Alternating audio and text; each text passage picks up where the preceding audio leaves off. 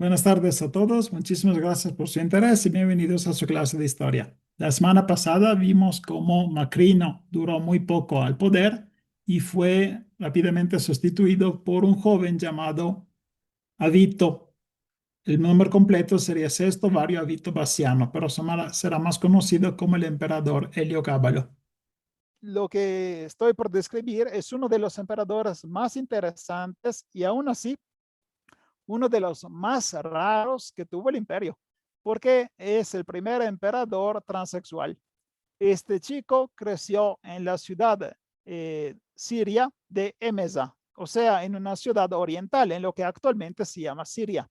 Entonces es el primer emperador de Siria y era sacerdote de un dios llamado Heliogábalo, aunque el nombre real es El Gabal. El Gabal significa el dios de la montaña. Cuando tenía 15 años lo eligieron emperador. Era prácticamente un sacerdote muy joven. 15 años es suficiente, ¿no? Su reino se caracteriza por la reforma religiosa que él quiere introducir, que es la transformación del panteón romano, que tiene como mínimo 3 grandes dioses y unos 15 dioses menores alrededor, en un casi monoteísmo. ¿Por qué? Porque el sacerdote de Heliogábalo estaba acostumbrado a adorar el dios en Siria, que era un dios solar. Por eso se llamaba El Gabal, el dios de la montaña, pero en realidad es el sol que él adoraba. Cuando se vuelve emperador, él quiere hacer lo mismo, quiere que todos los romanos empiecen a adorar a esta nueva divinidad. Y la manera mejor para introducir un nuevo dios es encontrar uno viejo que se parezca. Esto lo sabían también los españoles cuando conquistaron México, pero esto es de otra época, ¿no? Entonces, lo que hace Heliogábalo es encontrar un dios que se parezca y lo encuentra en el Sol Invictus. Sol Invictus significa el sol que no se puede vencer, ¿ok? Y es un dios romano, pero Heliogábalo lo toma y lo transforma en el dios principal y prácticamente lo hace corresponder con el sol de Emesa, que era su ciudad en Siria. Es una reforma religiosa lo que estoy explicando, ¿ok? Es una reforma que tendría que tocar el alma de cada ciudadano romano. Ahora no, ya no se puede adorar a los dioses anteriores porque son todas pequeñas representaciones del dios único que es Sol Invictus. Para demostrar que ya era otro periodo y que él no era un simple emperador, sino que era casi una divinidad, decide casarse con una virgen vestal. ¿Se acuerdan que las vestales eran un grupo de sacerdotisas? En realidad eran como si fueran monjas, ¿ok? Estas vestales tenían que defender el hogar y el fuego de Vesta, la diosa del hogar, y se mantenían vírgenes durante 30 años. Este emperador chavo, porque tenía 15, decide casarse con una vestal. Y esto es un espantoso ataque a la religión. O sea, ¿cómo puedes casarte con la Virgen? ¿No? Él quería demostrar que las dos divinidades, que era el Sol Invictus y Vesta, eran cosas que se podían unir. Entonces, todos los romanos lo vieron como un espantoso blasfemo, porque te casaste con la única mujer que tenía que quedarse virgen. Y él lo hizo como un enorme mensaje que era la transformación. Ya no somos como antes, ya somos diferentes. ¿Ok? Otra cosa que hizo fue poner una estatua del emperador, o sea, una estatua suya, encima de la estatua de la Victoria que se encontraba en la Curia. Lo que están viendo en este momento es la Curia, es el edificio donde el Senado entraba para poder reunirse y discutir. Adentro del Senado estaba la estatua de la Victoria, que la pueden ver aquí a la derecha. Bueno, cada vez que los senadores pasaban, claramente demostraban, ¿cómo se puede decir? Sentimiento religioso por la estatua, o sea, tenían que respetar la estatua, exactamente como un católico el día de hoy pasa enfrente de la estatua y hace el signo de la cruz, ¿no? Bueno, el emperador puso encima de la estatua de la Victoria una estatua suya y así cada vez que un senador pasaba y demostraba respeto a la victoria, al mismo tiempo lo hacía el emperador. Esto claramente hizo encabronar a los senadores, porque dice, oye, yo no quiero considerarte como un dios. Tú no eres un dios, eres un emperador. Es una de las transformaciones que les dije. Ya el emperador no es simplemente un emperador y se está acercando a ser una divinidad. Como sacerdote de El Gabal, él también tenía una circuncisión, o sea, le habían cortado la piel, la parte final de la piel del pene, exactamente como los judíos actuales, y él empujó varias personas de la corte a hacer lo mismo. Entonces obligó a varios romanos a sufrir la circuncisión. ¿Por qué digo sufrir? Porque para los romanos eso era otro insulto, porque es una deformación, es un corte del cuerpo y es algo que la naturaleza no prevé. Entonces los romanos lo veían mal, muy mal, pero esto Heliogábalo lo veían como algo religioso. Instituyó una fiesta durante el solsticio de verano y en esa fiesta hacía girar por toda Roma un meteorito. Este meteorito se puede ver en esta moneda. Esta moneda representa el templo de Heliogábalo y este meteorito es la representación del dios. O sea, él utilizó un meteorito para formar la idea de lo que era el Baal, Heliogábalo. Y entonces hacían estas procesiones en Roma adorando a este meteorito una vez al año. El pueblo amaba esta fiesta, ¿por qué? Porque el emperador regalaba un chingo de comida. Por eso la gente aceptó esta nueva fiesta. Se casó con 5 mujeres diferentes, pero la relación que más importante que tuvo fue con un piloto, porque él se enamoró de una auriga, que es un piloto de carro romano. Entonces, aunque a nivel público se casó con mujeres, a nivel privado prefería los hombres. También hizo mucho escándalo porque organizó muchas orgías adentro y afuera del Palacio Imperial y hizo algo que nunca antes había pasado. El emperador se estaba prostituyendo, o sea, se ofrecía como prostituta en la ciudad y en el mismo palacio, y esto lo hacía no solo por gusto, sino también porque quería demostrar que como sacerdote él podía superar los límites del hombre, ¿de acuerdo? Sabemos por Herodiano que usaba muchísimo maquillaje y también tenemos testimonio de lo que hacía por Dion Casio. Dice precisamente Dion Casio, finalmente él reservó una habitación en el palacio y ahí cometía sus indecencias, permaneciendo siempre desnudo en el umbral, como hacen las prostitutas, y moviendo la cortina que colgaba de anillos dorados, mientras que en una voz suave y conmovedora se ofrecía a los que pasaban por el corredor. Herodiano también nos dice que se sentía encantado de ser llamado la amante, la esposa, la reina de Hierocles. ¿Quién era este Hierocles? Era el auriga, ese piloto del que le hablé antes. Entonces él se consideraba como esposa. Y esto nos da la idea de que era prácticamente transexual. Por lo mismo, se conoce como el primer emperador transexual. ¿Por qué? Porque se dice que él declaró que habría regalado mitad del imperio a cualquier médico que pudiera darle unos genitales femeninos. O sea, él se sentía, él quería transformarse en mujer. Lo que le faltaba era claramente el conocimiento médico y técnico para poder hacer la operación de cambio de género, ¿no?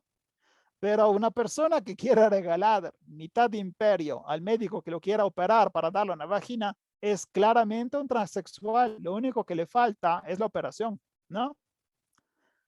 Lo que aquí les enseño es uno de los episodios más raros que pasaron durante su reino. Él organizó una fiesta.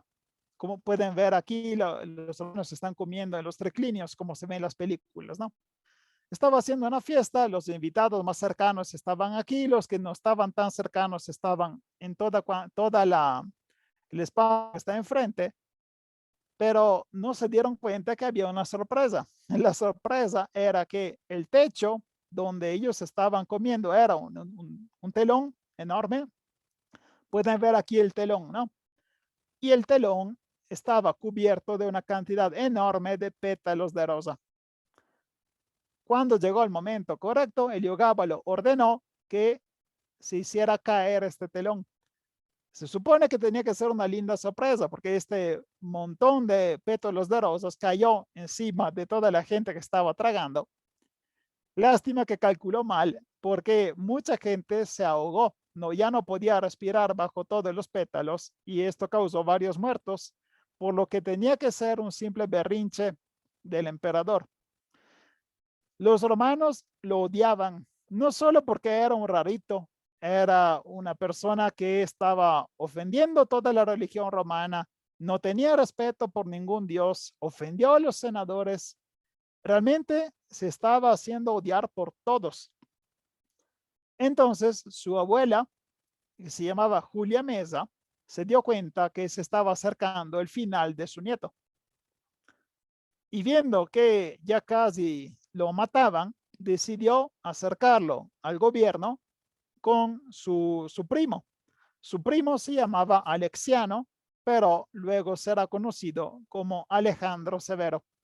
Entonces, la abuela es realmente la araña que eh, que está manejando el poder, porque cuando se dio cuenta que su nieto estaba perdiendo la popularidad, pone otro nieto como posible emperador. Y este Alejandro Severo, de hecho, logra conquistar el favor y el amor de todos. Y así los pretorianos en el 222 eliminan el embarazoso Heliogábalo. Entonces, otra vez, los pretorianos matan a un emperador. Alejandro Severo es el último de los severos y el último de la dinastía de los severos. Tiene un gobierno que dura 13 años y durante su gobierno se ve el último momento de felicidad del imperio antes del inicio de la crisis llamada anarquía militar. Alejandro era bien aconsejado por su madre y por su abuela y se demostraba también muy modesto. Tenía en gran consideración el Senado y este Senado claramente devolvían el favor. Pero menos fáciles eran las relaciones con los militares. ¿Por qué? Porque los militares estaban bastante molestos por ver la presencia femenina al centro del poder y por la falta de fuerza que Alejandro demostró durante las campañas militares.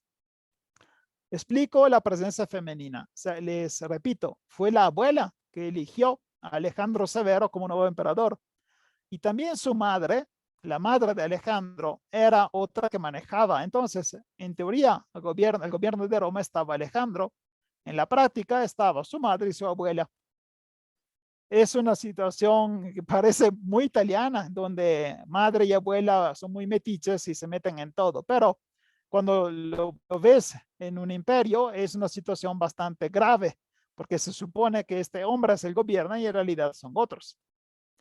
Ahora empezamos a hablar de la parte militar, porque entre 224 y 227, el emperador de los partas, que se llamaba Artabano IV, fue eliminado y se volvió nuevo emperador Ardashir I. Esto no fue un simple golpe al interior del imperio parta, sino que fue una transformación completa de quien gobernaba, porque los partas ahora serán vencidos por los persas y darán inicio al imperio sasánida. Se llama así porque la dinastía de reyes que estaba al gobierno eran los sasánidas. ¿Ok?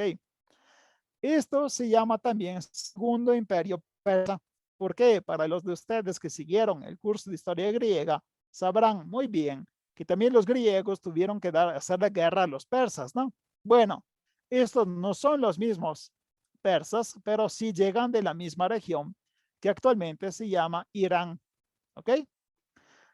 Entonces, esta nueva dinastía sasánide da origen al segundo imperio persa, que se quedará a la frontera oriental del mundo romano hasta la conquista árabe en el siglo VII. Estos persas no solo están contentos con el territorio que tienen, sino que reclaman y dicen que es suyo todo el territorio que anteriormente fue del Imperio Persa. O sea, además de lo que están viendo a este momento, que tenía casi la frontera con India, ellos querían Turquía, toda Siria y Egipto. ¿Por qué? Porque esta era la frontera del Imperio Persa. Entonces, claramente, estos persas entran en conflicto con el Imperio Romano, porque Turquía, Siria, Egipto son de Roma, ¿de acuerdo? Y esto da origen al casus belli, o sea, la razón de la guerra. Alejandro da inicio a una campaña militar entre 230 y 233. De esta guerra, tristemente, tenemos dos versiones, o sea que no sabemos lo que realmente pasó. Una versión de Herodiano, el historiador se llama Herodiano, nos muestra un Alejandro débil y casi responsable de perder la batalla en el campo. Entonces, Herodiano lo demuestra como incapaz, un inútil. En cambio, el texto que se llama Historia Augusta y que se escribió un siglo después de esta guerra, dice que Alejandro ganó la batalla.